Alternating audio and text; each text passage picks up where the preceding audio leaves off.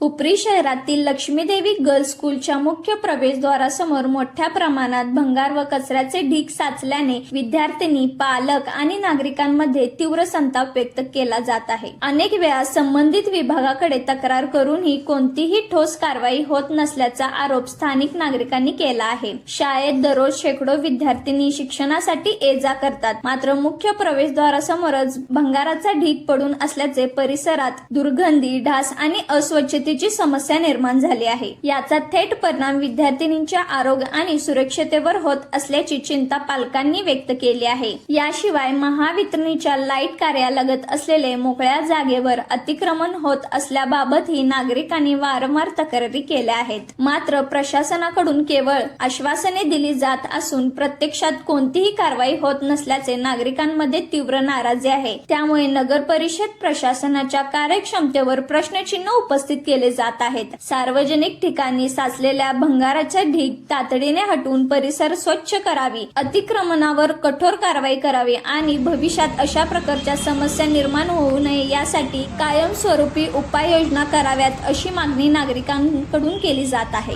दरम्यान विद्यार्थिनींच्या आरोग्य व सुरक्षतेचा प्रश्न लक्षात घेऊन संबंधित प्रशासनाने त्वरित दखल घ्यावी, अन्यथा नागरिकांच्या वतीने तीव्र आंदोलन छेडण्यात येईल असा इशारा स्थानिक नागरिकांनी केला आहे। अशाच लेटेस्ट अपडेटसाठी व बातम्यांसाठी आमच्या इंस्टाग्राम अकाउंटला फॉलो करा, YouTube चॅनलला सबस्क्राईब करा व तुमचे कमेंट आम्हाला